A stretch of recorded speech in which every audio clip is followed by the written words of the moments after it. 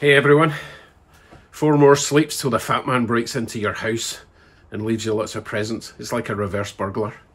If you've been a good boy or girl. Apparently I've been quite good because people are sending me stuff. It's very nice, and I'm not being a good boy and I'm opening them before Christmas Day. So this, for example, is my new glove box lid, which I've fitted a wee handle to. I'm just going to attach a little clip. It won't have a lock on it. For all you burglars out there that want to steal stuff, there won't be anything in the glove box. However, I don't actually have a glove box, so I need to make one of them. So I'll be doing that today using my metal brake bendery thing. Also today, I'll show you what Jim Stanley sent me from Australia in this massive box. Very cool. And also I'll be going through a really cool project I'll be starting tomorrow. I'm waiting for one part. But first, metal fabrication, make a glove box.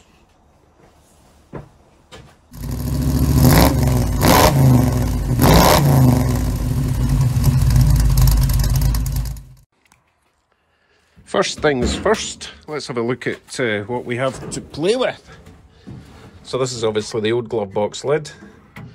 Hinge is still intact. I tried removing these screws to replace it with the other glove box lid, but they're not budging, so I'll be grinding them off. Hopefully won't damage this bar here if I'm careful.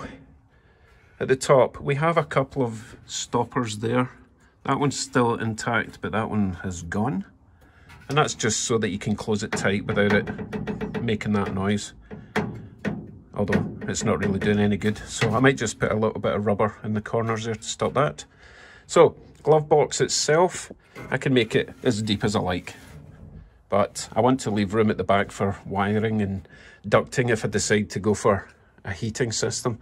So I need to take a measurement of depth, measurement of width and height, and I'll try and make it, you know, as kind of one piece as possible, just bending up there, bending up there.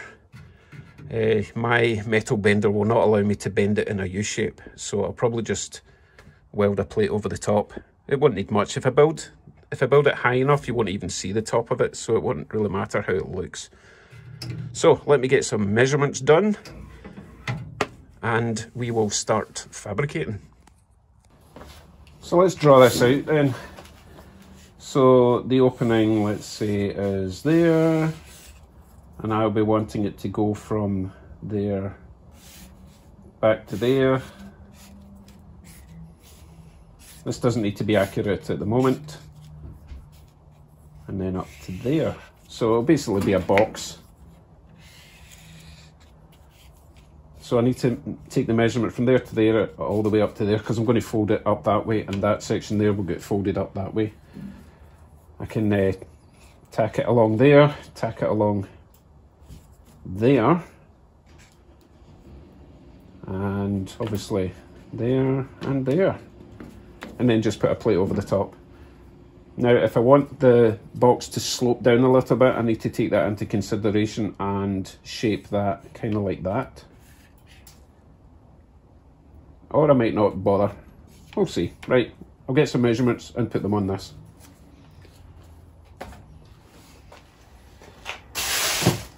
Right, I have my basic box measurements, but now I have to kind of fold that down so that I get a better understanding of the metal that I'm going to be cutting out. So let us start with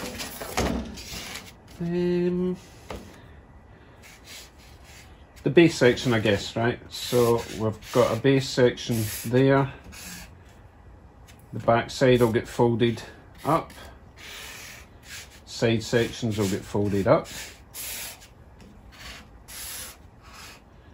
However, as I said, if I want the whole box to slope downwards, I need to extend this section here and here out to, let's go an inch just for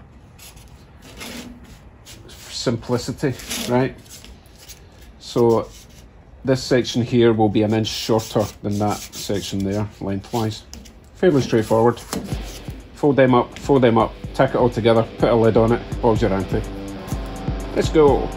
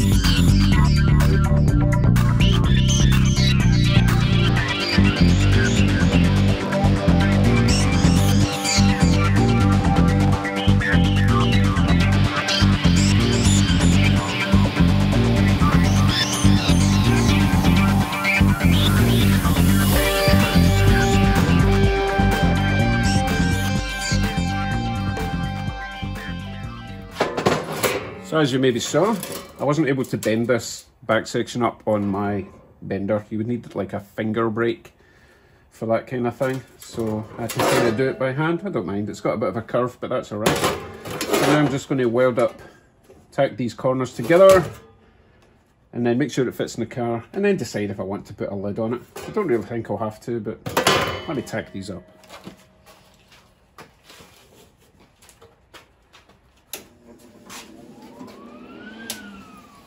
I also remembered to take this apart and put a new copper, whatever those wee inserts part that was clogging up, which I think was causing my bad welding before.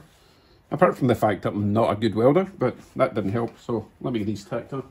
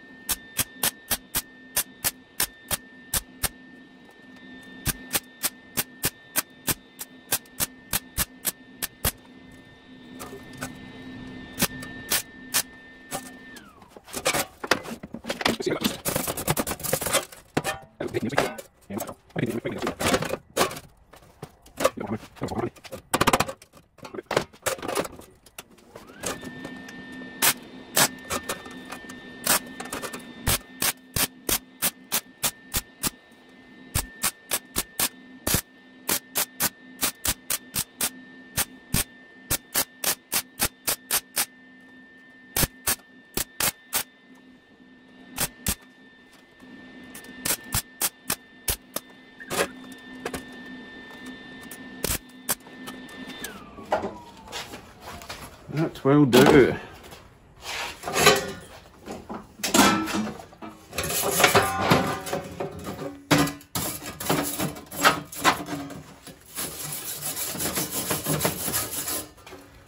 Doesn't have to be airtight or watertight. Right, let me go and try it in the car, and then we will come back and make it a bit smoother. As you can see, there's a bit of a wave there, but that's okay. So I'll be grinding it down, and then I'll decide if I'm putting a lid on it.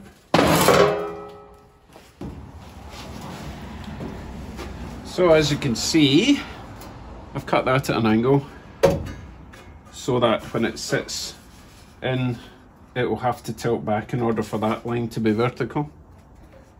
Anyway, let's try it out. I've turned the power off just in case. There's a lot of metal and wires in there, and they're quite sharp. Well, the edges are.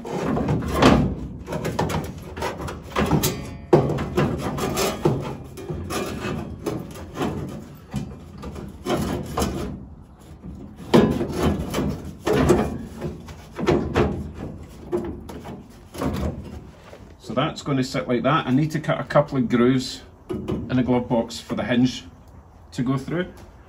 So while it's in there, I'll grab a pen, which is out of reach, so this is going to fall down, and I'll mark them, and then I'll bring it out, cut it, just cut a couple of notches, smooth it all down. I'm not going to bother putting a roof on, you can't even see it there, and give it a paint, and then reinstall it and put the door handle on. Oh, I also need to make the catch thing, which I'll show you. I'll show you once that's painted. Actually, no, there's no point in painting it until I've got the catch sorted, because I'll need to drill holes in it. So I'll mark lots of holes and do all that, then paint it.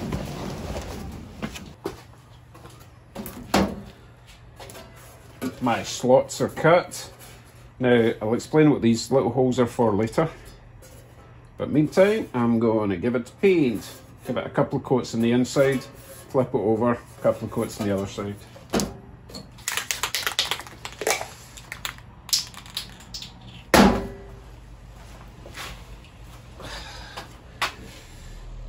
This is where I spray myself in the face. Oh, never mind.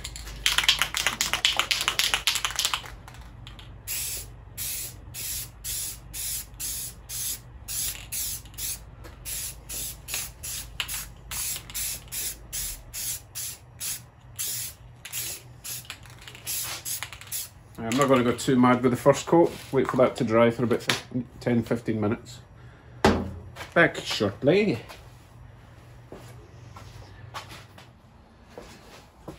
Okay, round 2. I'll do round 2, then I'll flip it over and do the other side.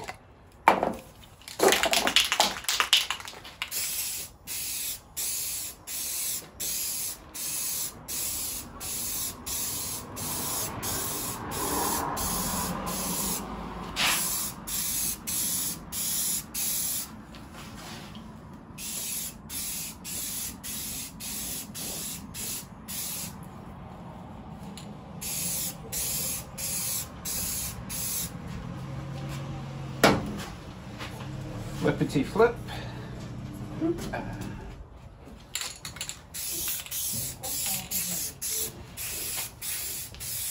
This side doesn't need to look good, no one's going to see it. It's really just to protect it against rust.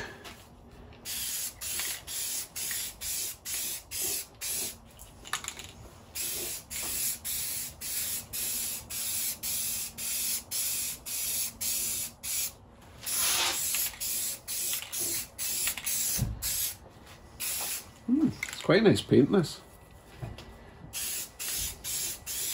I do have plans for this paint. I wonder what it is. Okay.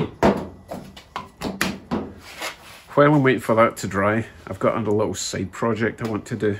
Let me show ya. So, zip ties are not ideal for holding your plate on.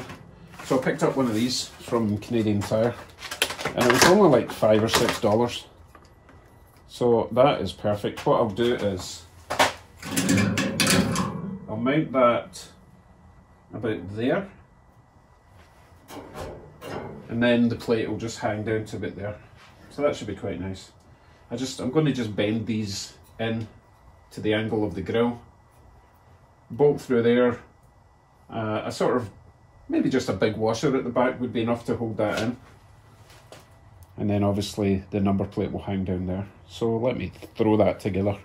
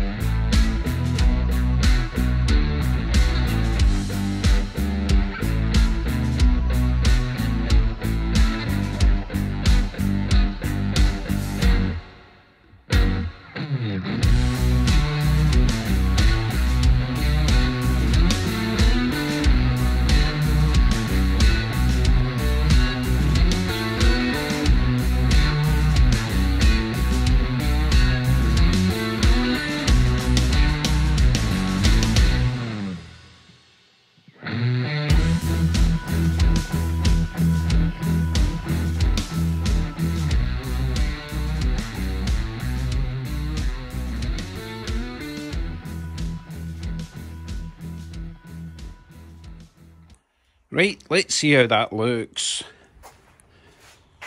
Much the same, but without the zip ties. That's better, a lot more secure. There's the plate there, bolted through the grill. It's fine. Right, let's see how my glove box is doing. Oh, it's dry. Excellent, let's install. When I finish my coffee.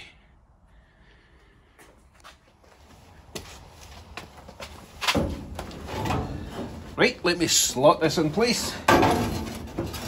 Oh, now the door wants to close. Oh, hold on.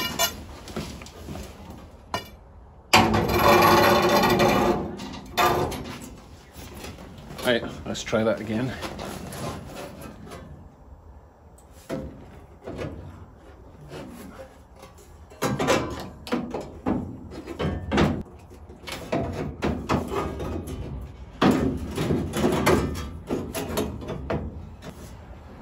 Nice.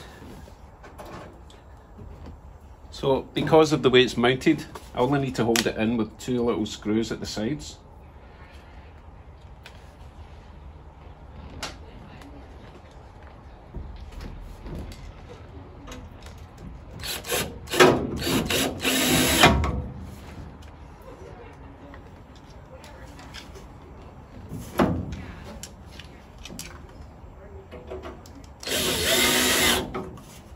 And that's that solid.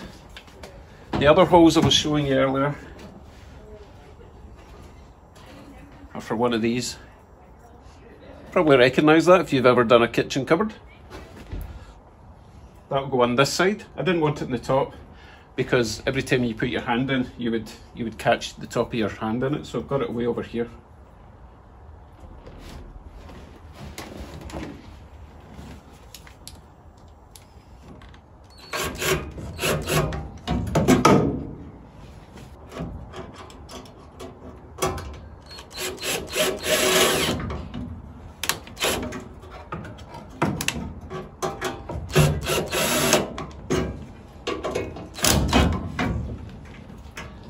So, with a bit of luck, I will now be able to close the door and it will stay closed. Just like that.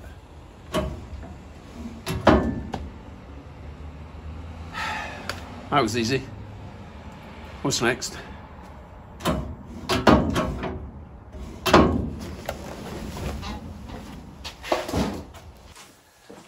Right, let's see what's in the big box from Jim Stanley, all the way from Australia. Well, he's in Australia. I don't think this came all the way from Australia. I appreciate it nonetheless. It's a rather large box for this, but anyway, as you can see, hopefully, it is some fairly decent thickness soundproofing. Now, I'm not sure exactly how much. There might be enough there just to do the floor, which is fine. As I say, it is quite thick, but that's not what I'm doing next.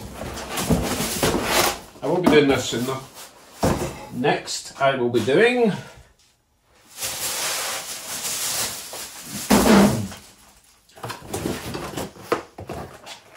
this. Let me give you a close-up. I have purchased a very nice little fan for that heater core that Ted gave me. So I think I've got all the parts except for one pipe fitting. I have the 5/16, is it? 5/8? 5/8 pipe fitting. As you can see, they're 2 different sizes, so you're going to need 2 different size pipes. So, heater matrix, 7-inch, fairly decent fan. It's not like a PC cooler fan, it's a proper fan. That'll fit over there. All sorts of fittings to attach it to stuff. I've got all my hose clips. I have a roll of 3/4 inch pipe. And a roll of 5/8 pipe. So, as I say, all I'm waiting for is another one of these. So that is what I'm doing tomorrow. It'd be nice to have some heat in the car. Right folks, that's me for today. So remember, next video, heater matrix, heater core. I call it heater matrix. And just so you know, I'm planning on mounting it. If the firewall is there, I'm planning on mounting it that way and the fan that way to blow heat down this way. I'm not doing any venting at the moment. And you might think, oh, air bubbles, but we'll see. If it doesn't work, I'll turn it that way. Right, thanks for watching today. I'm quite pleased with the glove box. Something else I can score off the list. Take care everyone. We'll see you in the next one. Please subscribe, like, share, hit the bell. Bye bye.